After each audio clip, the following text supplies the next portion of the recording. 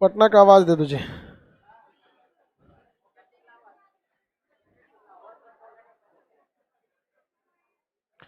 चलेगा।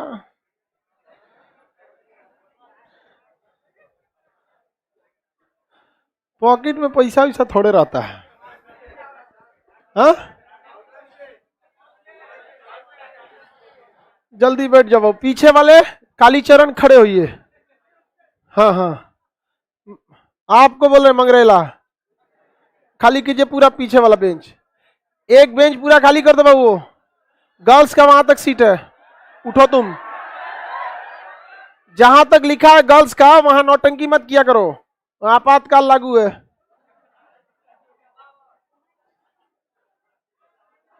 रे बैल कहीं का एक करके बोलेंगे। देखो एक बार गरियाएंगे सब हट गया। प्यार से बोलने में समझे में नहीं आता है हिंदी मीडियम वालों को। जा बबनी लोग पीछे वाले बेंच में बैठिए, और बीच में बेंच तोड़ दिया है सब।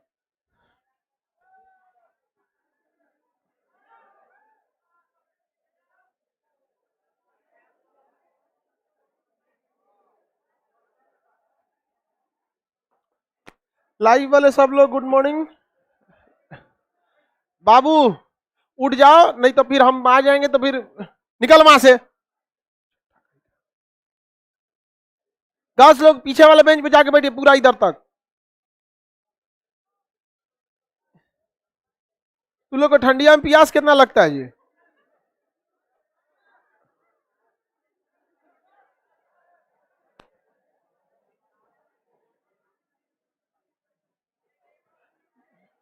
बैठो लोग अपनी। बेंच एक तो टूटा हुआ है, उसको छोड़ के, चाहे उस पर एक हल्की लड़की बैठ जाएगी। देखो इधर से चल जाएगी कचरते हुए। 20 बार समझाएं लड़की सबको कि इधर से जा। अच्छा, उधर कोनो का सहेली बैठल होगी, तब एगो रखले रहती है सीट एक दूसरे का। पीछे वाले गर्ल्स, जहां तक लिखा है ना गर्ल्स सीट, वहां कोई लड़का कोई एक्सक्यूज नहीं देगा, वो खाली रहना चाहिए वहां पर। एकदम भयानक टाइप का। उसमें ना कुछ व्यवस्था रखो, एक टाइप का कांटा आता है बिछाने वाला, तब तक बिछा दो जब तक लड़की ही नहीं है। सब सब उसको खाली रखा करो, एक्सक्यूज नहीं दिया करो लोग कोई भी। लड़की का बेंच एकदम खाली। लड़की सब एगो डंड एगो कुछ दे दो, नहीं मारती है सब। भाला वाला नहीं, एगो रस्सी ले लेना इसे, उसमें एगो ईंटा बांध लेना, इसे नचा देना पीछे, लेकिन इसे आगवा मार देगी सब। लेकिन कुछ मत करो तुम लोग, कुछ मत करो, चौपट कर देगी सब। और चलो गुड मॉर्निंग क्या करो तुम लोग। ऐसा गुड मॉर्निंग करता है कंगना के भैया, गुड मॉर्निंग ऐसा। चलो सबको गुड मॉर्निंग। बबनी लोग जल्दी बैठिए, आप लोग स्टार्ट कर। कौन सी पढ़ा रहे थे जी? द्वितीय विश्व युद्ध।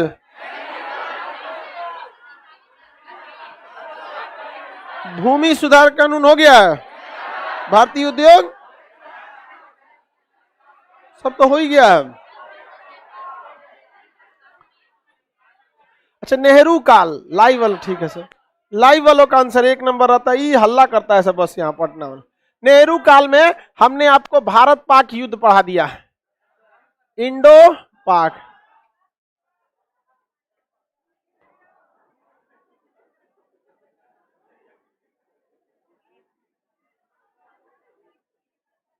उन्नीस सौ 47-48, 1 साल तक पिटाया था साहब। ये पढ़ा दिए हैं। इसका पीडीएफ नहीं मिला होगा?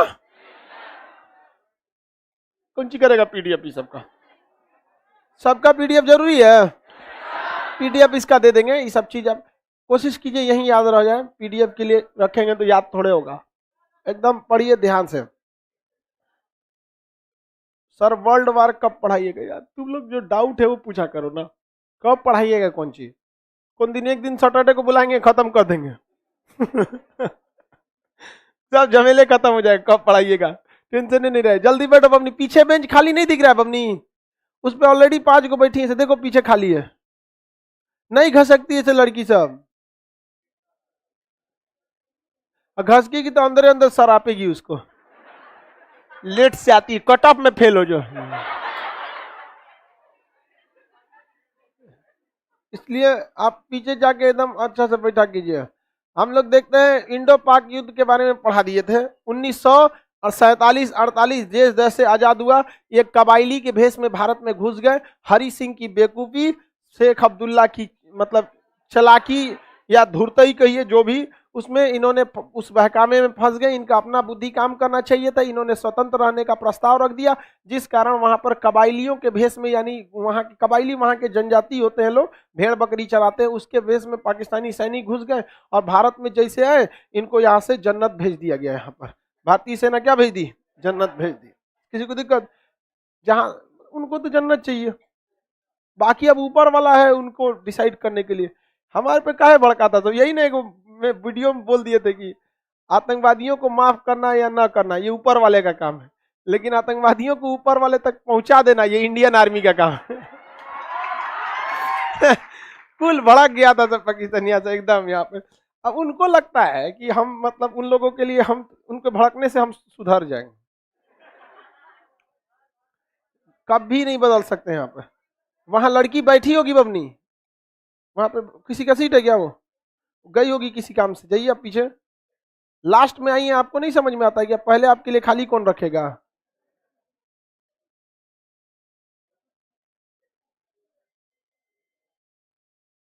चलिए अब ध्यान से समझते हैं। भारत पाक युद्ध बता दिए थे। इसके बाद भारत को अंदेशा इस बात का था कि अगर चाइना से युद्ध न हो तो सब कुछ सही हो जाएगा। चीन से युद्ध से हमें क्या करना है? बचा लेना है। और रियलिटी में था उस समय से लेकर आज तक में भी चीन हमसे ज्यादा शक्तिशाली है। ठीक है, अब आपको नेतवा कुछ बोल दे सब वो अलग बात है। हमारे पास इकोनॉमी बहुत कम है, हमारी रक्षा बजट से ज्यादा उसका क्या है? रक्षा एक मनोबल है उसका थोड़ा सा कमजोर है, क्योंकि उसमें मतलब अजब टाइप की कई सारी उसमें खामियां है उसकी सेना में। हम लोग के यहाँ थोड़ा सा वो आगे समझेंगे हम लोग। तो जवाहरलाल नेहरू उस समय के प्रधानमंत्री थे, इन्होंने सोचा कि हम कैसे भी करके किसका युद्ध टाल देते हैं? चाइना से। किससे युद्ध टालते हैं? चाइना से। तो इन्होंने चाइना के साथ एक समझौता किया जिसका नाम था पंचशील समझौता। कौन सा समझौता? पंचशील समझौता। पंचशील, बौद्ध धर्म में भी पंचशील है। पंचशील समझौता, यह पंचशील समझौता 1954 में था। कब था? 1954 में जवाहरलाल नेहरू ने समझौता में साइन करने के लिए कहा था। यह समझौता जवाहरलाल नेहरू के साथ चीन के प्रधानमंत्री चाउ एन लाई से हुआ था। यह क्वेश्चन पूछेगा आपको, याद रखिएगा, चाउ एन लाई। और चारों ऑप्शन चाइनीजे में रहेगा, कोई समझ में नहीं आएगा। ऑप्शन बी पर लिखा रहता है चाउ एन लाई। ठीक है, याद रखिएगा आप लोग को, ये सही रहेगा।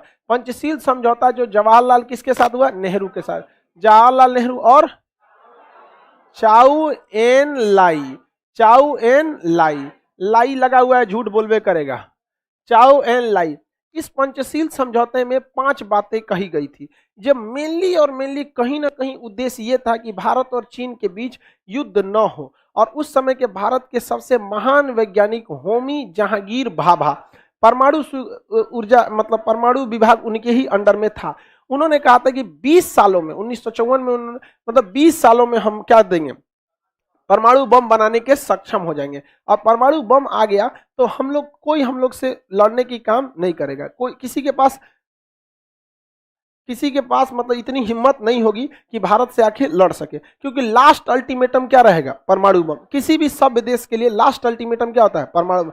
बशर्ते ये चोटों के छोड़ के पाकिस्तान वालों को मार देंगे, परमाणु बम है चला देंगे, नाश्ता में मार देंगे, खाना में मार देंगे। चोटों को क्या ही बताए हम यहाँ पर। आगे बढ़े। इन सब में ना कोई ऐसा गैस छोड़ दे मर जाए ऐसे तड़फड़ा के यहाँ पर। तो यह पाकिस्तान सॉरी चाइना के बीच में समझौता हुआ। इसमें मुख्य उद्देश्य रखा गया था कि कुछ भी करके भारत और चाइना के बीच में युद्ध नहीं होना चाहिए, कि युद्ध होने का ऑप्शन हो जाएगा कि हम लोग के पास उस समय युद्ध करने की क्षमता नहीं थी। और उस समय भारत का पहला घोटाला हुआ था जीप घोटाला। भारतीय सेना के पास बढ़िया जीप नहीं थी, अंग्रेज जो छोड़ के गए थे वही था। कैनवास के जूता हुआ करता था जिसको आप लोग पीटी शूज पहन के जाते हैं पीटी करने के लिए। क्या वो उस पीटी शूज को पहन के आप ठंड में युद्ध कर सकते हैं? ठंडा हो जाता, बाहर पानी लगा रहता तो अंदरवा घुस जाता है पानी, ठंड में एकदम भयानक हो जाता है। कभी पीटी शूज देखेंगे कैनवास के कपड़े का ऊपर रहता है।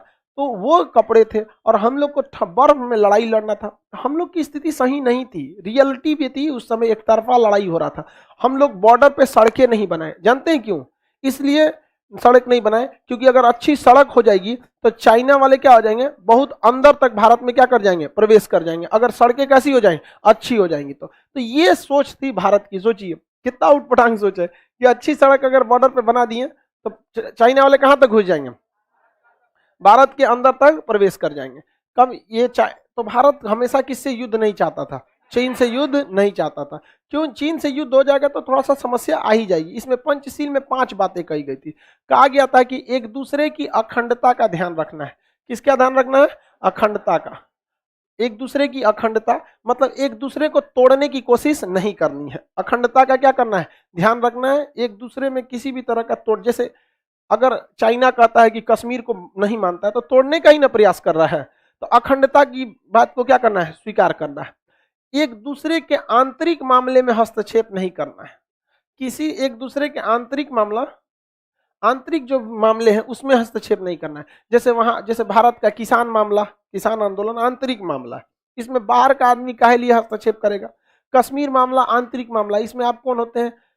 हम लोग में नोटबंदी सही या गलत, ये आंतरिक मामला। नक्सलाइट आंतरिक मामला। हम अपने आंतरिक मामले में एक दूसरे का हस्तक्षेप नहीं करेंगे। और सबसे मुख्य बात जो रखा गया था, एक दूसरे पे कभी भी आक्रमण या युद्ध नहीं करना है, एक दूसरे से आक्रमण नहीं करेंगे। और भी क्या बातें थी कि जो अंतर्राष्ट्रीय मंच था, अंतर्राष्ट्रीय मंच पर एक दूसरे का क्या करना है? साथ देना है। कभी हम फंसेंगे तो आप साथ दीजिएगा, आप फंसेंगे तो हम साथ देंगे, किसी को कोई दिक्कत नहीं है। Sir, can you please provide the notes in English medium format upcoming batch? Thank you. I am unable to provide you all PDF in English because the majority of student in my batch in Hindi mediums. Okay, sorry for this.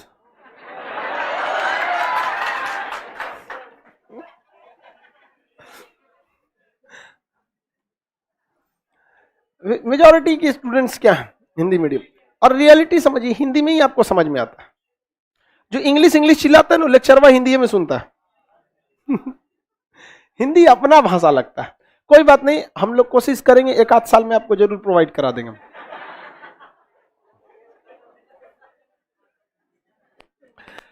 आगे देखिए, आंतरिक मामले में हस्तक्षेप नहीं करना है। एक दूसरे के मतलब देखिए, एक दूसरे को समान रूप से, कैसा समान रूप से क्या पहुंचाना है? लाभ पहुंचाना है। मतलब हम भी व्यापार करें, आप भी व्यापार करिए। हमारे यहाँ कोई खेल आयोजन हो, आप भी आइए। आपके यहाँ कोई खेल आयोजन होगा, हम भी आएंगे। ये पंचशील समझौते में देखिए अच्छी बातें थी। और इसी में नारा दिया गया, हिंदी चीनी भाई भाई, हिंदी चीनी भाई भाई। तो नेहरू की आप विविधता को आराम से, उनकी व्यवस्था को समझ सकते हैं। एक प्रधानमंत्री की जिम्मेदारी पूरे देश की होती है। आपके घर में आप कुछ नहीं कमाते होंगे, फिर भी आपका 4 आदमी से दुश्मनी होगा। समझ में आ गया कि नहीं? सोचिए, खूब से खूब गांव में खेत होगा, जिसका खेत का कोई खास वैल्यू नहीं होता। खेत का रेट का वैल्यू थोड़ी होता है। आपका 2 बीघा चल जाएगा पटना के 1 कट्ठा के भाव में, नहीं चल जाएगा जी, आराम से चल जाएगा। यहाँ पे मतलब जमीन, गांव में जमीन की बहुत ज्यादा मतलब रेट नहीं होता। सड़क उड़क पे है तो थोड़ा बहुत मिल जाता है। अंदरवा 72 खेत में चल गया तो कोई पूछबो नहीं करता। तो आपकी इतने कम होने पर आपकी दुश्मनी इतनी रहती है। सोचिए, जो बड़ा है या जो देश का प्रधानमंत्री, उसके ऊपर कितनी रिस्पॉन्सिबिलिटी होगी। तो उस समय में भारत के प्रधानमंत्री के मुख्य उद्देश्य क्या था कि कैसे भी करके चीन से विवाद को क्या करना है? टाल देना है। और ये समझौते का मुख्य उद्देश्य भी देख रहे होंगे कि घुमा फिरा के आपसी संबंध में रखा गया था। लेकिन नेहरू से एक गलती हो गया कि हरामी का बच्चा हरामी पैदा होगा, वो कभी सही नहीं हो सकता। ये सबसे बड़ा गलती आपको भी हम कहते हैं। आपके लाइफ में अगर कोई आपसे विचारों से वैर रखता है, विचारधारा गलत है, वो कभी आपका नहीं हो सकता। आप उसको कभी समझाने की कोशिश नहीं कीजिएगा, कभी भी नहीं कीजिएगा। वो कभी पलट के नहीं आएगा, बल्कि आपका समय बर्बाद हो जाएगा इस सब चक्कर में बर्बाद। समझ में आ गया कि नहीं आ गया? ये आप हमेशा इस चीज को याद रखिएगा। नेहरू ने यही गलती किया, उनको लगा चाइना साथ देगा। नेहरू की एक और गलती, यहां कहा कि एक दूसरे की अखंडता और आंतरिक मामले में हस्तक्षेप नहीं करिएगा। तो नेहरू ने तिब्बत का मामला, ये तिब्बत राज्य है, इतना बड़ा राज्य था तिब्बत, ये इतना बड़ा राज्य कौन था? तिब्बत। तो नेहरू ने कह दिया कि तिब्बत चीन का क्या है? आंतरिक मामला है। तो तिब्बत चीन का क्या हो गया? आंतरिक मामला हो गया। लेकिन नेहरू ने जब जम्मू कश्मीर की बात कहा तो चाइना ना नहीं कहा। चाइना कहा कि हम इस मामले पे अभी आंतरिक रूप से अध्ययन करेंगे और उसके बाद हम इस चीज को क्या करेंगे, स्वीकारेंगे। चाइना, देखिए उस इंसान को आप कभी नहीं समझा सकते हैं जो समझना ही नहीं चाहता, ये एकदम रूल है। वो शुरू से ही वो ठगना चाहता था। और चाइना की एक नीति क्यों थी आपको बताते हैं, मलक्का डेलिमा की वजह से। ये मलक्का डेलिमा क्या, चाइना को एक बात अच्छे से पता था कि आने वाले समय में हमको एशिया में पहुंच बनाना है और इस साइड चाइना के कोई भी देश बड़े नहीं है जिनसे कि व्यापार हो सके, और चाइना के इधर से दुश्मनी ही रहता है। चाइना का जितना भी व्यापार होता है इस मलक्का से होता है, और यहाँ अंडमान निकोबार है। तो उसको लगा था कि ये मलक्का पे डोमिनेट कौन कर देगा, भारत यहाँ पे 2 गो रडार लगाया है, पूरा एरिया में कौन पनडुब्बी कौन गया सब पता चलता है। यहाँ भी एक रास्ता है सुंडा, बट सुंडा से कोई जाता नहीं है, वो ज्यादा गहरा भी नहीं है, बड़ी जहाजें यहाँ से जा ही नहीं पाएगी। और एक यहाँ पर है तो इतना दूर हो जाता है कि फिर कोई फायदा ही नहीं पड़ता है, जाओ उधर से फिर आओगे तो इधर है। तो इसको एक अल्टरनेट रूट चाहिए था, और चाइना को नक्शा के हिसाब से देखेंगे तो वो इधर नहीं आ सकता था। तो उसने सोचा कि 1948 की लड़ाई में किसने कब्जा कर लिया, पाकिस्तान ने कब्जा कर लिया। पाकिस्तान ने क्या कर लिया, कब्जा कर लिया। उसने देखा कि हमें किसको कब्जा करना है, तिब्बत को। अब तिब्बत कब्जा करेंगे तो चाइना की पहले से प्लानिंग किस पे कब्जा करने की, तिब्बत। लेकिन भारत तिब्बत का साथ जरूर देगा। रीजन क्या है, क्योंकि दलाई लामा यहाँ तिब्बत में बौद्ध धर्म है, बाकी चाइना में कोई धर्म को लोग नहीं मानते। चाइना आपको ऐसे लग सकता है कि बौद्ध धर्म को मानता है, बल्कि वहां के लोग नास्तिक हैं, कोई धर्म वगैरह को फॉलो नहीं करते हैं। रूस में भी ज्यादातर लोग नास्तिक हैं, वो नहीं फॉलो करते हैं। तो चाइना का मेन उद्देश्य था कि तिब्बत पे कब्जा करना, लेकिन भारत को भी क्या करना है, शांत करना है। तो उसने देखा कि अगर हम तिब्बत को कब्जा करके भारत को ऐसे ही छोड़ देंगे तो भारत नौटंकी करने लगेगा, छोड़ो छोड़ो। तो उसने क्या किया, तिब्बत पे कब्जा करके उसने प्लान बनाया कि पहले तिब्बत पे कब्जा करेंगे, अब भारत जहां टाइम है करेगा तो इसको कब्जा कर लेंगे यहाँ पर, तभी अपने लिए लड़ेगा, हमरा छोड़ो तिब्बत भुला जाएगा यहाँ पर। समझ में गया, हम किसी का 10 रुपया ले ले और सोचे हड़पना है, तो जैसे वो मिले तो कहें हमारा 500 लौटाओ, कहेगा पागल आदमी है का, तो 500 मेरा 500 तुम्हारा, 10 रुपये का बातें नहीं होगा। यही पॉलिसी किसने अपने, चाइना। और वो पाकिस्तान का साथ देने लगा यहाँ पर। इन चोटों को तो नया बाप चाहिए, कभी भी बदल देते हैं इनको, अपनी विदेश नीति आज तक नहीं आई। और बहुत शान से ये लोग कहते हैं कि चाइना हमारे साथ देगा। मेंटेलिटी आप किसी का नहीं बदल सकते, शान से कहते हैं। और हम लोग कहते हैं आत्मनिर्भर भारत, ये कहता है चाइना हमारा साथ देगा। तुम 47 में हमसे एक दिन पहले तुम्हारा निर्माण हुआ था, आजाद तो हुए नहीं थे साले तुम लोग, आजाद थोड़े हुआ था, पैदा हुआ था यहाँ पर। तो यहां से वो कनेक्टिविटी चाहता था। तो पंचशील समझौता में युद्ध तो कर नहीं सकता था, तो पंचशील समझौता तो तिब्बत को मनवा लिया और जम्मू कश्मीर के मैटर पे क्या कर दिया, पेंडिंग डाल दिया। लेकिन नेहरू को भी ये गलती थी। लेकिन क्या कीजिएगा, आप भी इस चीज को देखिए, अभी 2021 में बैठकर आप 1954 की कल्पना करेंगे तो आप नहीं कर पाएंगे। आप खुद सोचिए कि आप एक गांव के नॉर्मल आदमी हैं और आपको विधायक से बात करना है, आप अपनी बात मनवा लेंगे? मुखिया से तो मनवाइए नहीं पाएंगे, विधायक तो बहुत दूर का चीज हो जाता है। तो जब कोई देश कमजोर रहता है, जैसे मान के चलिए नेपाल है, भारत से अट जाएगा बात पे, डोमिनेट कर जाएगा। और हम लोग की यही मजबूरी थी और चाइना इसी मजबूरी का फायदा उठाया। नेहरू ने एक चीज और होशियारी दिखाई, कहा कि उन्होंने 20 साल के लिए हम इस समझौते को मानते हैं। नेहरू का कहना था 20 साल, क्योंकि इधर भारत की रक्षा विभाग ने भी कह दिया था कि 20 साल में परमाणु बम हम लोग बना लेंगे। ये नेहरू की गलती हो गई। चाइना ने कहा कि हम इसको अभी शुरुआत में 6-7 साल के लिए क्या करेंगे, मानेंगे। तो नेहरू ने कितना साल चाहते थे, 20 साल, लेकिन उसने इसको 20 साल के लिए माना नहीं। उसने कहा अभी हम 6 साल पहले क्या करेंगे, देखेंगे, 6 साल, उसको बढ़ा के 8 साल करेंगे, उसके बाद हम इसको बढ़ा के कितना कर देंगे, 20। चाइना की पहली चाल थी कि पहले इनको 6 साल तक फंसाओ, इसी 6 साल के बीच में किसको कब्जा कर लो, तिब्बत। ये पंचशील समझौते के आड़ में चाइना का विरोध करेंगे नहीं, देख रहे हैं। और जैसे पंचशील समझौता खत्म होगा, किस पर आक्रमण कर देंगे, भारत पर आक्रमण कर देंगे, देख रहे हैं उसकी प्लानिंग। तो 54 में कौन सा समझौता होता है, पंचशील समझौता। और 1959 में इसने किस पर आक्रमण कर दिया, तिब्बत। अब पंचशील समझौता के आड़ में हम क्या तिब्बत का समर्थन कर सकते थे, उसकी अखंडता की बात थी, उसका आंतरिक मामला था, युद्ध करना नहीं था, अंतर्राष्ट्रीय मामले में साथ देना था। तो अंतर्राष्ट्रीय मामले में भारत ने भी साथ दिया, कहा, नेहरू ने भी बोला कि भाई तिब्बत उनका आंतरिक मामला है। यहां गड़बड़ हो गया और दलाई लामा भारत में भाग के चला है। हाँ? तिब्बत अलग देश है, लेकिन चाइना कहता है कि दुनिया के नजर में ये अलग देश है, हमारे हिसाब से ये मेरा हिस्सा है, ठीक है। अब कोई मनबे नहीं करे तो क्या करेंगे, समझा गया कि नहीं गया। तो वो जबरदस्ती कहता था, वो तो कहता है कि दक्षिणी चीन सागर मेरा है, और हमारे देश के प्रधानमंत्री लोग इस टाइप के हैं, हमारे सामने कहे ना कि हमारे चीन हमारा हिस्सा है, ये दक्षिणी चीन सागर मेरा है, कहता है कि ये पूरा सागर मेरा है, यहाँ पे हम इनमें से कोनो जहाजे ना जाने देते, पूरा हमारा है। दुनिया कभी पगला गए हो तो यस, आराम से पगला है, सीधा बात। यूएनए में ना मुद्दा उठेगा, if South China will become a integral part of China then why Indian Ocean will not become a integral part of India. कैसे नहीं होगा, यहां पर हिंदी नहीं समझता है सब, तुम जिस भाषा में समझोगे हम उस भाषा में समझा देंगे, हिंदी अंग्रेजी लात जूता बम बारूद सब भाषा पता है, तुम जिस भाषा में समझो हम लोग समझा देंगे। वहां पर युद्ध हमेशा इच्छा शक्ति पर जीती जाती है, समझ में आ गया कि नहीं, उतना हथियारों के दम पर कौन युद्ध जीतता है जी। तो ये गड़बड़ है, चाइना बहुत मनबड़ है। बताइए किस हिसाब से कहता है दक्षिणी चीन सागर उसका, और हम लोग चुपचाप यहां से जाने देते। श्रीलंका और मालदीव जैसे देश क्या करते हैं, आवाज उठा देते हैं, तनी हमरे चंट इंदिरा गांधी रहती उठाए ना तनी आवाज, यहाँ पर चारों नेवी लगा देती, 4 दिन तक पेट्रोल खाना पानी सब बंद, वहां पर लोग कहते चलो भैया करे सब ठीक है, चल आते ये भय बिना प्रीत कहां, डर नहीं तो प्यार खत्म। इसलिए हमेशा इसको बना के रखना चाहिए, कहीं पे भी डर जरूरत हमेशा बना के रखिए, 2 रिलेशन में बहुत लंबा चलेगा। डर जरूरत खत्म, खत्म कहानी। आप यहाँ बैठे हैं तो इसी वजह से डर है आपको कि फेल हो जाएंगे, जरूरत है नौकरी नहीं मिलेगी, जिंदगी जीवन स्तर अच्छा नहीं रहेगा। जिस दिन डर और जरूरत खत्म आप यहाँ नहीं आएंगे, जिस दिन नौकरी हो गई डर भी खत्म, जरूरत भी खत्म, क्लास भी खत्म, आएंगे नहीं। लेकिन अभी बाप रे बाप, एकदम चाव से एकदम नींद लगे चाहे कुछ आओ, एकदम यहाँ पे लड़की सब एकदम लड़का लड़की सब लोग को है सेम चीज। तो ये जरूरत होना चाहिए यहाँ पर। तो चाइना ने किस पर कब्जा कर लिया, तिब्बत पे 1959।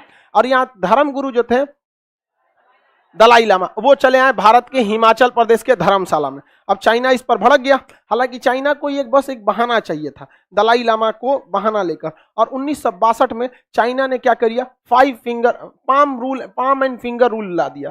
पाम एंड फिंगर रूल का कहना है कि तिब्बत तो हमारा ही है, तिब्बत एक हथेली है, सुनिए तिब्बत एक हथेली है। अब इसकी 5 उंगलियां हैं, एक उंगली का नाम है लद्दाख, दूसरी का नेपाल, कब हो गया 2, तीसरे का सिक्किम, भूटान, अरुणाचल प्रदेश।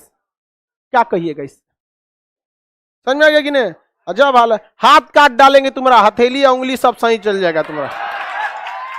बात करते हैं हाँ, हमारे लोग को समझे में नहीं आता है। लेकिन भारत में नेतवा कब चिल्लाएगा सब, पीओके के मैटर पे।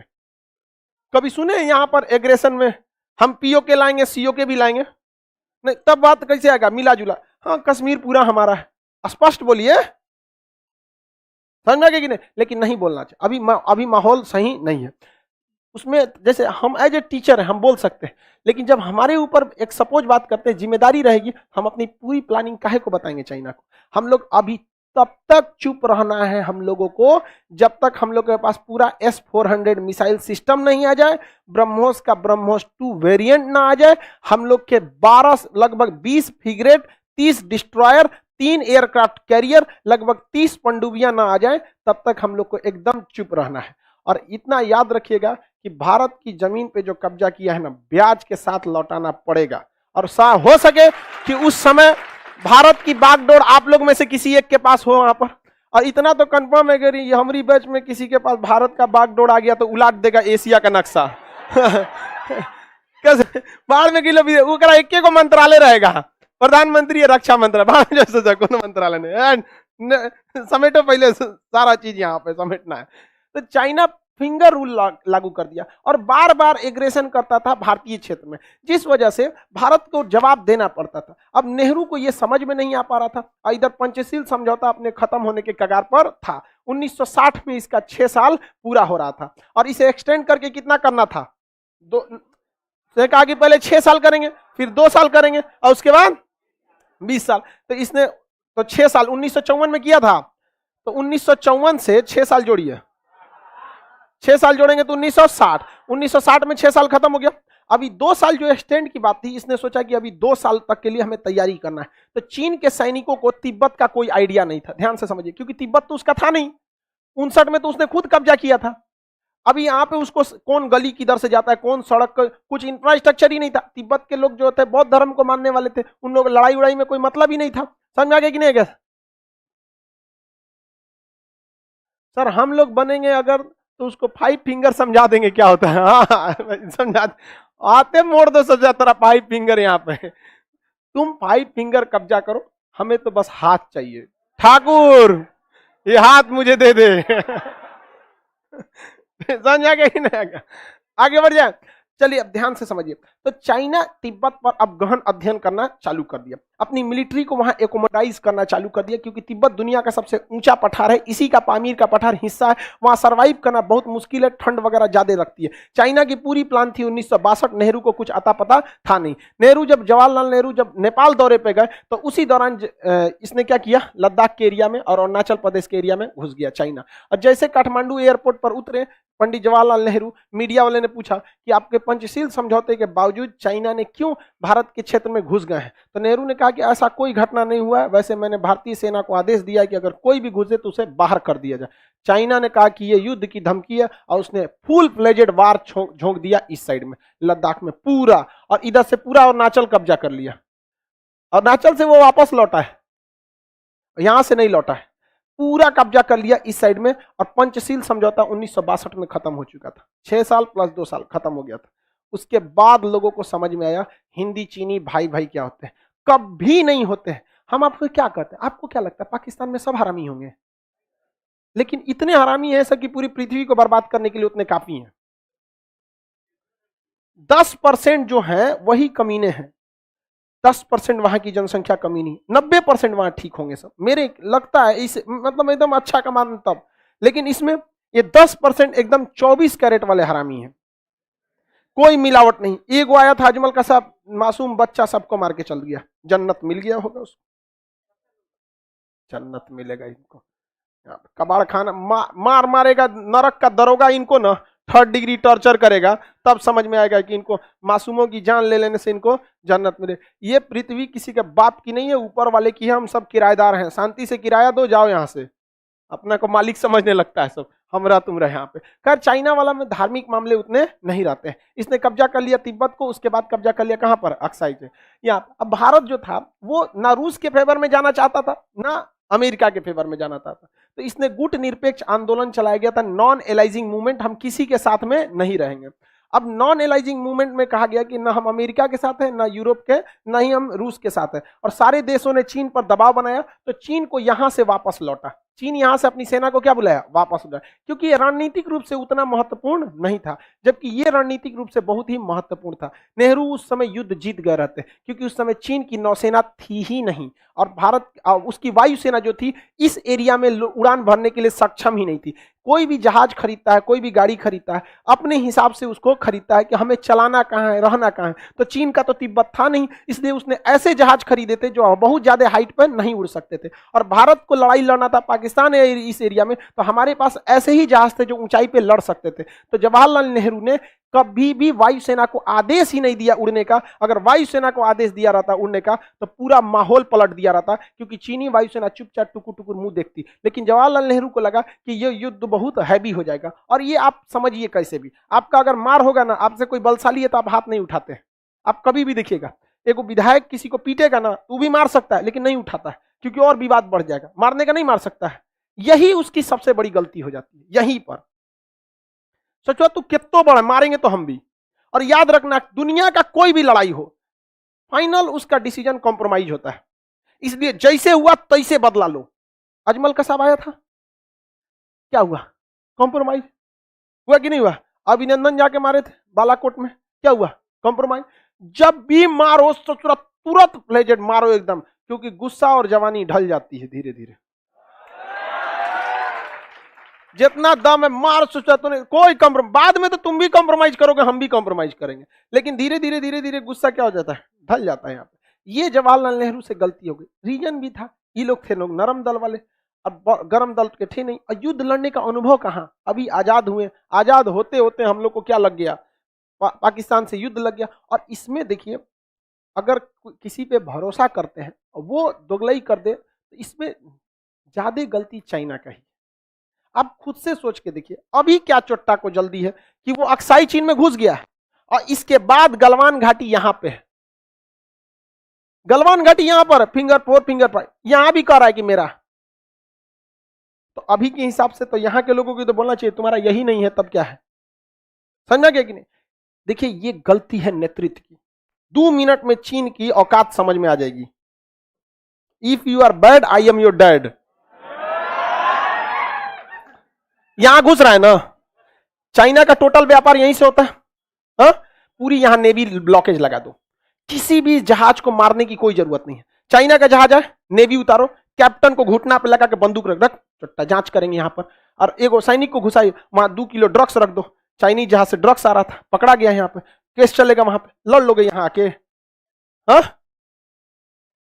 यहां उसको बचाने वाला कौन है? चाइना का रखेल पाकिस्तान, और तो कोई बचाएगा नहीं इसको। इसके पास खुद नहीं है, ये क्या बचाएगा इसको?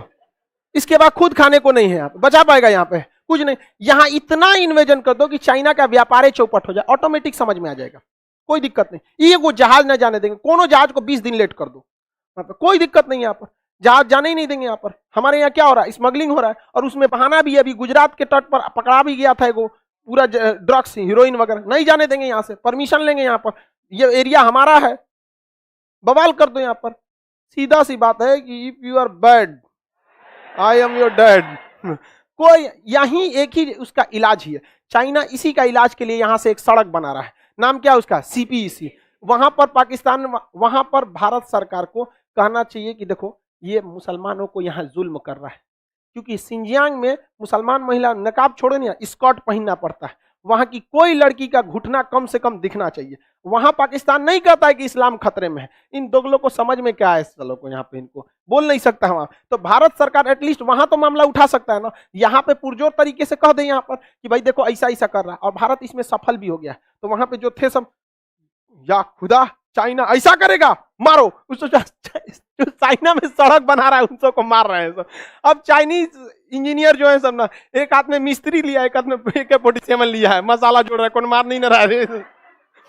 अब भारत को इसमें और मिर्च में मसाला लगाना चाहिए और कहना चाहिए कि ये तुम्हारे साथ गलत हो रहा है, ये हो रहा है। क्योंकि पाकिस्तान को केवल धर्म समझ में आता है, उसको कुछ समझ में नहीं। उसको कहिएगा ना तुम्हारा GDP बढ़ा देंगे, पर कैपिटा इनकम बढ़ा देंगे, तुमको हम लोग ह्यूमन डेवलपमेंट इंडेक्स में आगे बढ़ा, व्हाट इज दिस? उसको कैसी भाषा बोलिए, तुम्हारे कब्रिस्तान की हम बाउंड्री करा देंगे, मस्जिद के आगे चूना छिड़कवा देंगे, क्या वाह वाह। ऐसा उसको ऐसा ही बोलना ही चाहिए। यहाँ पर एक नंबर खुश हो जाएगा, एकदम एकदम खुश, एकदम वहां पर। तो चाइना का यहाँ से ये प्रोग्राम लटक गया, उसको भी ये बात एकदम बेहतरीन ढंग से पता है। लेकिन चाइना क्या कीजिएगा, अभी भी गलवान घाटी में यहाँ पे क्या कर रहा है, एंट्री कर। अब मोदी जी ने तो इतना बेहतरीन मौका गंवा रहे हैं जिसका कोई हद नहीं। चाइना का यहाँ म्यांमार है, ये क्या है, म्यांमार। म्यांमार में जो शासिका थी आंग सान सू की, वो भारत के फेवर में, और जो वहां का सैनिक शासक वो चाइना के फेवर में। तो आंग सान सू की को हटा के चाइना ने कौन बन गया, सैनिक शासक बन गया। अब 1956 जवाहरलाल नेहरू जब प्रधानमंत्री बने तो यहाँ एक द्वीप है, कोको द्वीप, वो म्यांमार के ज्यादा करीब है। तो उन्होंने सोचा कि पड़ोसियों से झगड़ा करने से अच्छा है छोटा सा द्वीप है, दे देते हैं, इसको कोई दिक्कत नहीं, वहां तक कोई दिक्कत नहीं। ये छोटा सैनिक शासक ये भाड़ा पे दे दिया, किसको, चाइना को। हमने उस देश को दिया था, समझा गया, और सरकार को दिया था वहां पे। तो अब तो मोदी जी के पास बहुत बढ़िया मौका है, कहे कि भैया ये द्वीप हमें वापस करो। रीजन समझिए क्या है, कि हमने यहाँ के लोकतांत्रिक सरकार को दिया था, न कि किसी सैनिक को। तो अगर ये द्वीप रखना है तो लोकतांत्रिक सरकार आंग सान सू की को लाओ। अगर आंग सान सू की के आ गई तो किसका हो जाएगी, भारत का। और नहीं तो तुम ये द्वीप खाली करो हमारा, यहां से खत्म का नहीं। लेकिन नहीं, इससे अच्छा मौका कभी नहीं आएगा कोको द्वीप को वापस लेने का, कभी नहीं। दोनों हाथ में हमारे लड्डू है, तुमको चाहिए तो आंग सान सू की को लाओ, और नहीं चाहिए तो वापस करो यहाँ पे। आई क्या कर लेगा, लड़ लेगा हम लोग से? अरे इसके लिए तो बिहार पुलिस के होमगार्ड बहुत है, सब बेल्ट सीधा करेंगे, मत है। एक हाथ से पैंट पकड़ेगा, एक हाथ से लाठी।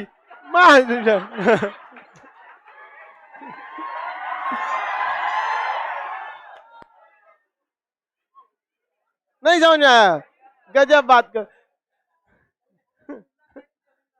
किसी को कोई दिक्कत नहीं है वहां पे, बहुत ये गड़बड़ हो रहा है यहाँ पे। हमारे अगल बगल के पड़ोस, अभी से जो पाकिस्तान हमारे एगो सैनिक को गोली मार दिया, या सैनिक कर मछुआरा को गोली मार दिया। अजब हाल है, मछुआरा गोली मार दिया। आईएनएस विक्रांत कोने काम का, मिसाइल मरवा दीजिए, पानी वाली जहाज में डूब जाएगा, क्या होगा?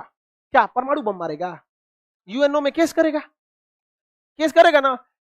समझौता है, कश्मीर का मुद्दा भी तो कैसे चल रहा है, देखो यो लड़ेंगे। लेकिन उसके बाद क्या होगा? किसी सैनिक को गोली चलाने से पहले डर लगेगा,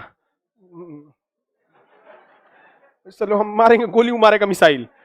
पूरी नेवी ब्लॉकेज करके रख देना चाहिए। यही एरिया है जहां चाइना को हम लोग क्या कर सकते हैं, फंसा सकते हैं। लेकिन नहीं भाई, गलती जो किया हम उसको केवल गरिया सकते हैं, कोस सकते हैं, ये हमारा कर्तव्य नहीं है। हमारा कर्तव्य ये बनता है कि उस गलती को सुधारा जाए। बाप दादा की गलती हम लोग सुधारते हैं कि नहीं, कि गरियाते हैं कि ऐसे किया वैसे किया, अरे गलती किया सुधारो उसको यहाँ पे। तो चाइना ने देखिए, वो कमीना है, ये है, वो कभी नहीं सुधरेगा। रीजन समझिए, एशिया का सबसे बड़ा देश कौन है? चाइना। रूस यूरोप में आता है क्योंकि उसकी राजधानियां, इसके बावजूद उसको अगर 1-2 कट्ठा जमीन के लिए विवाद चल रहा है तो वो आपको मेंटल टॉर्चर कर रहा है कि आप उलझे रहिए, यहां पर कोई दिक्कत नहीं है, तुम यहां से रखो, धीरे धीरे विवाद करते रहिए कि पुराने नक्शा के हिसाब से ये पूरा एरिया राजेंद्र प्रथम का था, और राजेंद्र प्रथम ने ही हमला भी किया था, चोल शासक राजेंद्र प्रथम, याद करिए, शैलेंद्र शासक के ऊपर हमला किया था। अतः यह एरिया किसका है? हमारा है, चोल साम्राज्य के अनुसार। अतः यहां से कोई भी किसी को भी जाना है तो टैक्स देना पड़ेगा। अब लो बवाल हो जाएगा सारे की, और सारा जिम्मेदारी किसको फेंक देना है? चाइना पे। सारा जिम्मेदारी उसको दिए तो हमको भी दीजिए, नहीं तो कोई दिक्कत नहीं। तो 62 की लड़ाई समझ में आ गया कि नहीं? 62 की लड़ाई में हम बहुत बुरी तरह हारे थे, बहुत बुरी तरह। चाइना ने युद्ध को रोका था, जितना उसको जमीन चाहिए था उतना कब्जा कर लिया, फिर रोक दिया। यहाँ पर सबसे बड़ी गलती चाइना पे बहुत ज्यादा विश्वास करना, हिंदी चीनी भाई भाई का करना, ये थोड़ी मजबूरी थी, थोड़ा उसको खुश करना था। लेकिन एयरफोर्स को आपने आदेश क्यों नहीं दिया? इनको ये लग रहा था कि हम गुट निरपेक्ष में जाएंगे, पूरी देश से लोगों को दबाव बनाएंगे तो चाइना पीछे हट जाएगा। चाइना पीछे नहीं हटा, क्योंकि देखिए ना, कोरोना फैलाने के बाद भी पीछे नहीं हटा। तो ये इसको चाइना, तो 1962 में कौन सा युद्ध हो गया? ताशकंद समझौता, हाँ, पंचशील समझौता 1954। एक और यहां गलती हुई थी, नेहरू को चाहिए था 20 साल के लिए सिक्योरिटी, तो ये निश्चय कहिए दिए कि हमारा 20 चाहिए। समझा क्या? मान के चलिए आपको दहेज चाहिए 5 लाख, तो आप कहेंगे 5 लाख तो थोड़े मिलेगा, कम करा देगा। आपको 5 लाख चाहिए तो कितना मार्जिन रखना पड़ेगा? 8-10 लाख कहेंगे तब घट घट के कितना आएगा? 5। अब मान के चलिए अगर 5 चाहिए, आज जाके बोल देंगे 5, समझ गए? कितना मांगोगे लोग? 1 करोड़ कौन बोला? भगा देगा तुमको यहाँ, बगुला को 1 करोड़, तोरा बगुला की 1 कर दे, तोरा बिया हो जाए बहुत है।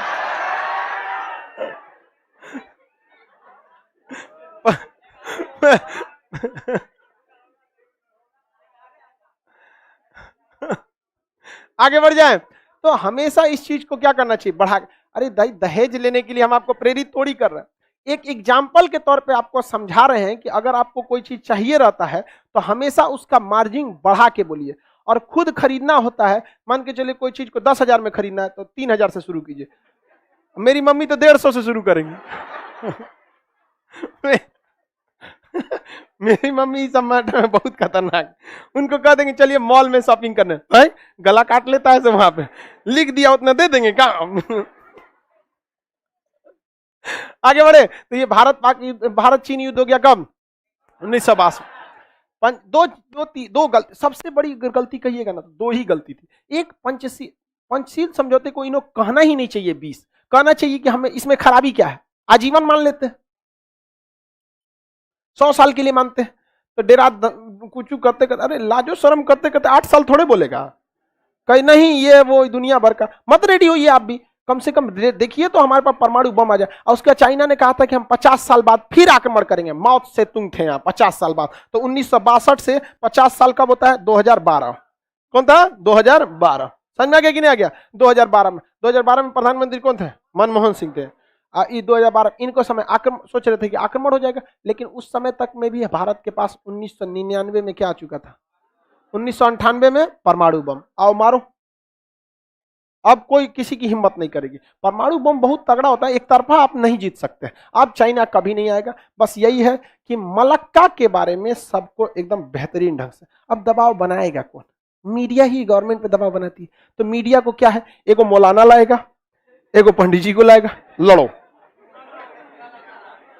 एगो कह रहा है कि पृथ्वी दुकोंची के सींग पे है, तो एगो कह रहा है चपटी, एगो गोल, एगो हम कहे आओ तुम लोग को पढ़ाते हैं जियो, आओ टोपोग्राफी, एस्ट्रोनॉमी, जियोलॉजी, तुमको सियाल, सीमेंट, नीफे ये सब पढ़ा रहे हैं, भाग जाएगा।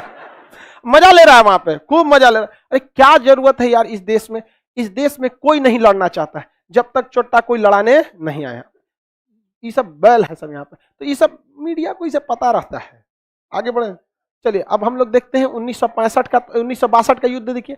अब पाकिस्तान को लगा कि भारत जो है 1965 के युद्ध में बहुत बुरी तरह से हारा हुआ है, यही 62 के युद्ध में बहुत बुरी तरह से क्या हुआ है, हारा हुआ है।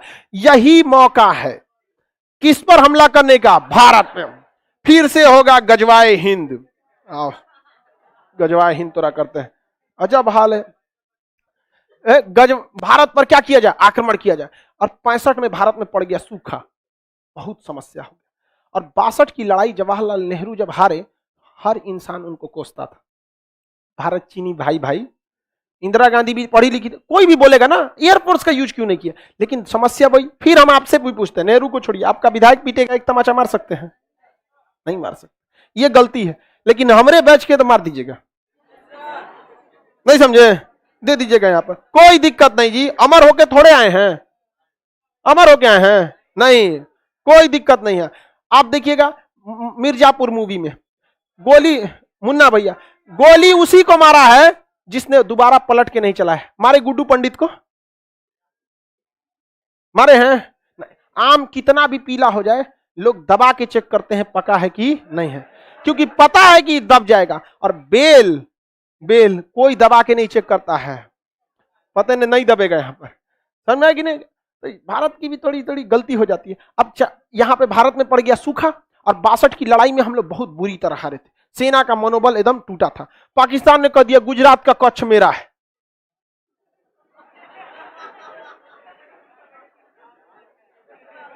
यहां पे घुस गया सब पाकिस्तान वाला, यहां पर घुस गया। अरे बलवंत राय मेहता का जहाज मार के गिरा दिया सब, बलवंत राय गुजरात के मुख्यमंत्री थे उस समय, मार के गिरा दिया सब।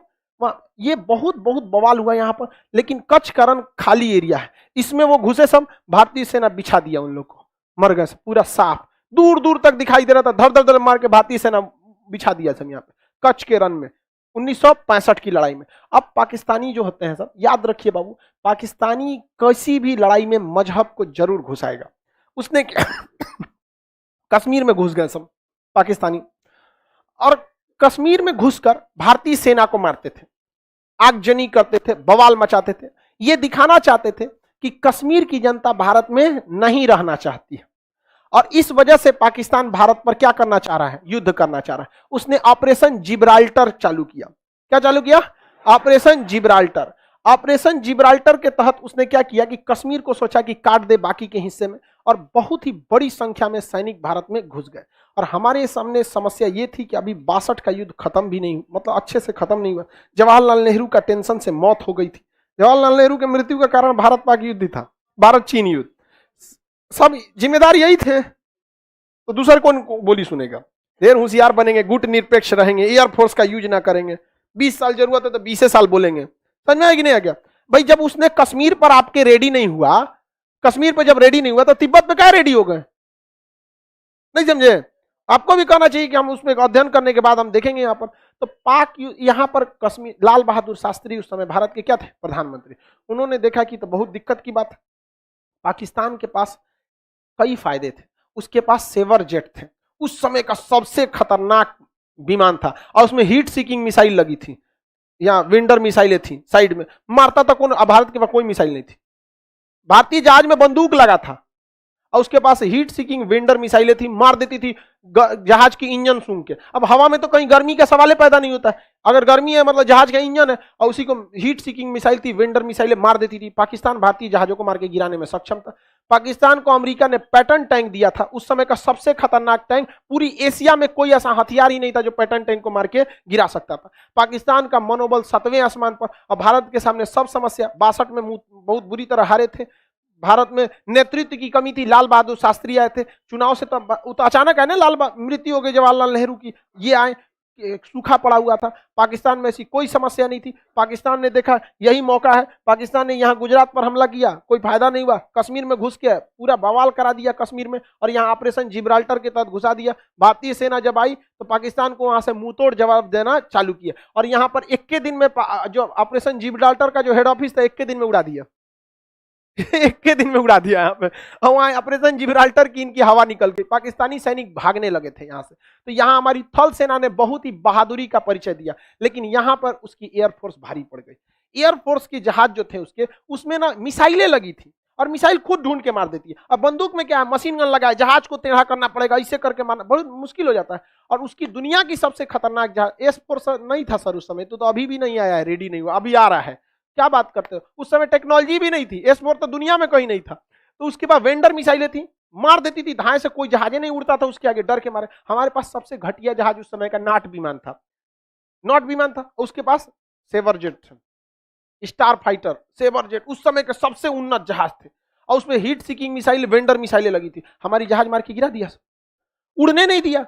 हद तो तब हो गया श्रीनगर एयरबेस पे आके बम मार के चल गए सब। तब क्या किया जाएगा, तो भारतीय सैनिक भी कहा जुगाड़ लगाया सब। इसने कहा एक काम करते हैं, पाकिस्तान के जो सेवर विमान है इनको हम लोग चकमा देते हैं। इन्होंने क्या किया, अपने नाट विमानों को बहुत ही हाइट पर उड़ाया, बहुत ही हाइट पर उड़ाया। किसको, नाट विमानों को, ताकि ये रडार के पकड़ में आ जाए। इन घोंचुओं को समझ में नहीं आया, नाट विमान किसके पकड़ में आ गया, रडार में, और इन लोगों ने उड़ा दिया किसके खिलाफ, नाट विमान के खिलाफ। अब नाट विमान कमजोर थे और ये स्टार विमान थे, इनका पीछा करने के लिए ये ऊपर गए। अब मशीन गन की लड़ाई में देखिए, हमारे पास मिसाइलें नहीं थी, हमारे पास क्या था, मशीन गन। मशीन गन अगर लड़ाई में रहेगी तो उसी को फायदा होगा जो पीछे है या फिर ऊपर है, धाए धाए मार देगा। अब पता चला आप आगे हैं, अब पिछवा से वो है, तो घूमे के मारेंगे, इसे मार देगा पीछे से, और उसके पास तो मिसाइल है। तो भारत ने फंसाया, एयरफोर्स ने नाट विमानों को क्या किया, ऊपर भेजा, और इनको था कि तुम भागा ना, रडार में ये पकड़ा गए, चल गए, और नीचे से भारत ने बाकी के 10 ठो नाट विमान को नीचे से उड़ा दिया। इससे ये रडार में आइबे नहीं किया, इन घोंचुओं को पता नहीं है, ये मारने गया सब उसको, ये मारने गया इसको, ये चल गया सब हाइट से, इधर से ले आइए, इधर से क्या हो गया, सब भाग गया सब। इनको लगा कि भाग रहा है भारतीय, मारो गजवाए हिंद, अरे ससुरा गजवाए हिंद, तुम्हारा बाप आ रहा है। भारतीय सेना, वायुसेना के नाट विमानों ने उस समय के सेवर जेट विमानों को इस तरह से मारा कि पाकिस्तानी एयरफोर्स ने कहा कि सेवर जेट विमान अब उड़ान नहीं भरेंगे। लोग समझे तो नहीं, इसे कहते हैं खौफ क्या होता है यहां पर, और यह हमेशा से होता रहा है। अमेरिका में कमेटी बैठाई गई कि नाट विमान कैसे मार दिया रे उसको, स्टार विमान, नाट विमान, यही होते रहेगा। अब समस्या समझिए, उस चोटों के पास बहुत दुविधा थी, अगर वो इसके खिलाफ उड़ान नहीं भरेगा तो ऑलरेडी ये हाइट पे है, मार देगा, और उड़ान भर रहा है तो ये घेर के मारेगा, जाओगे कहां, सबसे इतना ही, दोनों हाथ में आगे खाई पीछे कुआं, मरोगे यहाँ पे।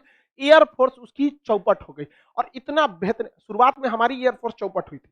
इसलिए हमेशा याद रखिएगा, हथियार मायने नहीं रखता है, चला कौन रहा है ये मायने रखता है।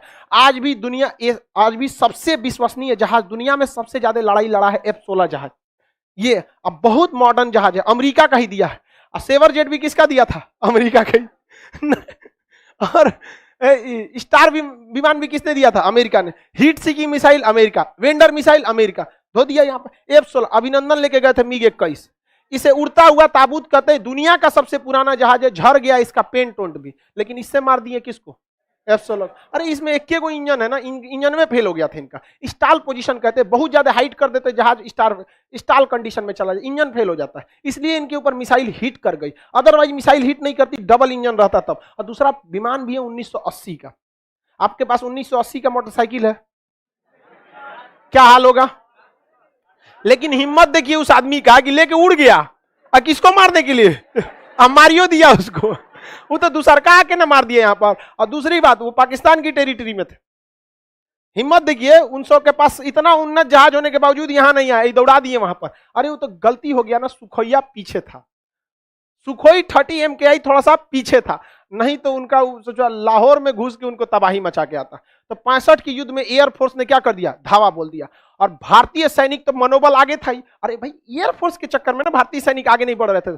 जब एयरफोर्स ने भारतीय सेना को कहा कि आप टेंशन मत लो, उनकी एक जहाज नहीं उड़ेगी, तो भारतीय सेना अगले दिन लाहौर पहुंच गई। लाहौर पहुंच गई थी और लाहौर के स्कूल पर पाकिस्तान का झंडा हटा के और वहां तिरंगा झंडा लहरा दिया गया था वहां। यह हकीकत है। तब पाकिस्तानियों ने अपना टैंक निकाला, भयानक सा टैंक, भारतीयों को धोने के लिए, और दुनिया का सबसे खतरनाक पैटर्न टैंक था जिसपे बम मारा जाता था तो झाड़ देता था इसे, बम मार। अमेरिका का पैटर्न टैंक था। कोई बात नहीं, अमेरिका तुम्हारी वेंडर मिसाइलों का टेस्ट हो चुका है तुम्हारे सेवर विमानों का सेट हो चुका है। अब बारी थी तुम्हारी किसकी? Patton tank. और वो राजस्थान से लेके घुस गए सब पैटर्न टैंक को। और पैटर्न टैंक को जब राजस्थान से लेके घुसे, तो हमारे पास कोई हथियारे नहीं था।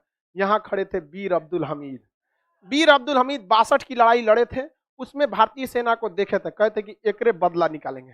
पहले तू आया ही पिटाएगा, और जो 62 का बदला तोरे से निकालेंगे।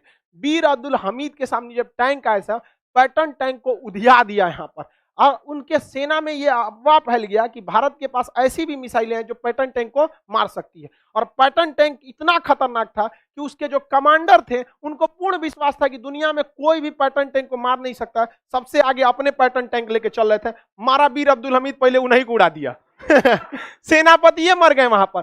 सेनापति मरने के बावजूद उस सेनापति ब्रिगेडियर की पत्नी हाथ में सफेद झंडा लेके जब भारत में आई थी ना कि मेरे पति का लाश दे दीजिए, उनका जनाजा पढ़ना है, तो भारतीय सैनिकों ने पहले उसको चाय पिलाया था बैठाकर। और यही हिंदुस्तान में है जहां विदेशियों के आक्रमण से हमारी छतरानियों को जौहर करना पड़ा था। यह फर्क होता है कि इंसान और एक जानवर में। हम दुश्मनी में भी इंसानियत रखते हैं। पहले चाय पिलाए थे उनको बैठ के, और उनकी लाश न दिए थे। कहते इनका हम लोगों ने इज्जत से दफना दिया है यहाँ पर, और वापस उनको भेज दिया गया था। भाई उन्हें कहा गया था कि मरे हुए बहुत टाइम हो गया, लाश को मत छोड़ेंगे तो जानवर खा लेंगे। हम लोगों ने जनाजा पढ़ा के उनकी लाश को दफना दिया गया। आप जा सकती हैं, हम आपको फिलहाल चाय के सिवा और कुछ नहीं दे सकते हैं। आप वापस वो चली गई थी। ये हम में और आप में भी होना चाहिए।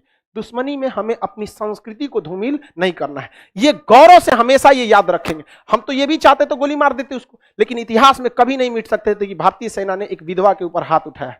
कभी नहीं हो सकता। तो इस बात में हमें गर्व होना चाहिए और हमें इस संस्कृति को हमेशा से बचा के रखें। उसके बाद अगले दिन से तो वीर अब्दुल हमीद के जो गोले बरसने लगे थे, तो वहां पे आरसीएल गन था। वो मतलब बहुत नॉर्मल बंदूक होता, टैंक को नहीं मार सकता था, लेकिन हर टैंक का कुछ कमजोर हिस्सा होता था, वहां वो हमला करते थे। लेकिन किस्मत कुछ और मंजूर था। भारतीय सेना का टैंक और वीर अब्दुल हमीद की आरसीएल जीप और पैटर्न टैंक आमने सामने हो गए। दोनों ने एक साथ गोला मार दिया। यहाँ पर यहाँ वीर अब्दुल हमीद के चिथड़े उड़ गए। उनकी बॉडी भी अच्छे से नहीं मिली थी, कुछ टुकड़े बचे थे, वहीं उन्हें शहीद में दफना दिया गया।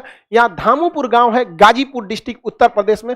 वहां पर उनके आज भी वीर अब्दुल हमीद के याद में स्मारक बनाया गया है। इसके बाद भारतीय सेना का खून खौला। भारतीय सेना ने यहाँ नहर खोल दिया। नहर का पानी इतना बढ़ गया कि इतना इतना पानी लग गया वहां पर, वहां का टैंक जाम में फंस गया यहाँ पर और उसके बाद हाल ये हुआ कि भारत ने 100 टैंक को मारकर गिरा दिया। इतिहास में पूरी एकमात्र भारत पाकिस्तान का सीमा है जहां आदमी का नहीं, टैंकों का कब्र बना हुआ है। टैंक अभी भी है, टैंक का कब्र बना हुआ है। वहां स्पष्ट टैंक के लिखा हुआ है, पाकिस्तानी टैंक, नंबर प्लेट के साथ आगे ले जाओ। यहां पर इतना ढूंढ के रख दिया था यहाँ पर। तो अब इसके बाद बच गई नेवी। तो नेवी के पास एक ऐसी जहाज थी, पानी वाली जहाज, जो बहुत सटीक मिसाइल मारती थी, लेकिन उसका ज्यादा रेंज नहीं था, जिसे कॉर्बेट कहते हैं, ज्यादा रेंज नहीं था। अब उसको कराची बंदरगाह तक ले कैसे जाए? तो भारत वालों को जुगाड़ का कमी है। यहाँ गाड़ी का इंजन फेल होता है, बांध के ले जाता है। तो भारतीय नौसेना ने उस मिसाइल मारने वाले जहाज को बांध के ले गए थे सब। कहां पर? कराची बंदरगाह पर। और कराची बंदरगाह के जितने भी जहाज थे सबको मार दिया था। पाकिस्तानी नेवी ने आदेश दिया अपनी नौसेना को कि समुद्र में मत जाओ, समुद्र में मत जाओ।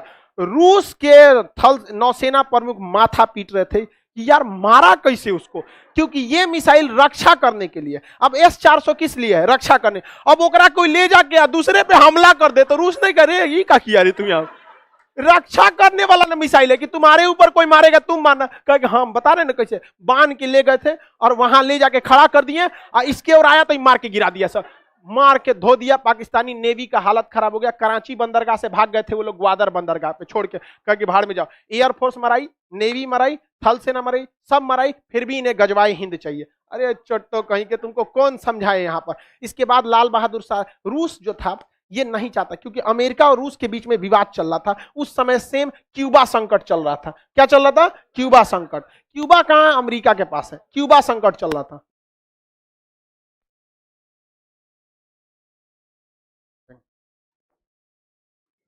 नीचे भीड़ लग गया है बैच का।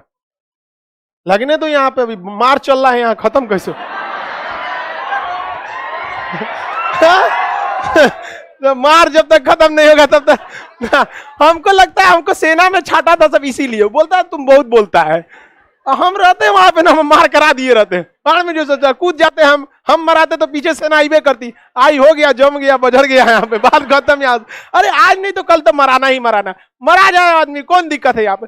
कौन मर आदमी 70 साल जी के क्या कर लेगा? ये बताओ ना, बेड पे मरोगे, बेड नंबर 36 मर गया, ऐसा नहीं। क्या फायदा है यहाँ पे बुढ़ौती में मर के? पतो अगर आएगी बुढ़ा मरता नहीं है यहाँ। बेहतरीन है ना यहाँ पे, वो जवानी जवानी नहीं जिसकी कोई कहानी न हो। मार तो चीन चाहता नहीं था। सुनिए ध्यान से, यहां पर था क्यूबा संकट। यहां क्या था? क्यूबा। रूस ससुरा यहां आके परमाणु बम लगा दिया था। किसको मारने के लिए? अमेरिका को। और अमेरिका तुर्की में आके परमाणु बम लगा दिया। किसको मारने के लिए? रूस। अल्लाह, तृतीय विश्व युद्ध की तैयारी चल रही थी। अब रूस चाहता था कि दूसरे जगह पे युद्ध ना हो। पाकिस्तान किसका साथ दे रहा था? अमेरिका किसका साथ? पाकिस्तान। रूस किसका साथ दे रहा? भारत। तो इन दोनों के बीच में ताशकंद में समझौता बुलाया गया। भारत लाहौर तक कब्जा कर लिया था। ताशकंद समझौता में रूस ने भारत का साथ नहीं दिया। वो केवल कॉम्प्रोमाइज कराना चाहता था। और लाल बहादुर शास्त्री पर सारे लोगों पर दबाव बनाया गया। इतना दबाव बनाया गया, कई बार ऐसे भी हो गया आपको बैठा के बीच पूरा गांव दबाव बनाएगा, मजबूरी में साइन करना पड़ेगा। ताशकंद समझौता साइन किया गया और कहा गया कि जो जहां पे कब्जा किया है वापस लौटे। तो पाकिस्तान से कब्जा कौन सी हुआ था? और हम लोग से लाहौर। और हमारे सैनिक भी ज्यादा शहीद हुए थे। भाई हर युद्ध की कीमत चुकानी पड़ती है यहाँ पे। तो हमारे शहीद, जो हमारे सैनिक शहीद हुए, उनके लिए एक संवेदना होती है। लेकिन हाँ, मरेंगे तो आपकी मृत्यु हो जाएगी, शहीद होंगे, अजर अमर रहेंगे। हमारे सैनिक कभी नहीं मरे, वो शहीद हुए, अजर अमर रहे यहाँ पे। तो हमारे सैनिकों ने शहादत दी थी, हमें लॉस हुआ था। हम कराची तक, हम लोग लाहौर तक चले गए थे। युद्ध नहीं खत्म हुआ रहता ना, बीच में समझौता नहीं होता, हेल के हम लोग तो ईरान घुस गए रहते यार। पाकिस्तान को हाथ छोड़ो ना यहाँ पर। तो बाद में समझौते से दोनों को अपना जगह वापस लौटाना पड़ा।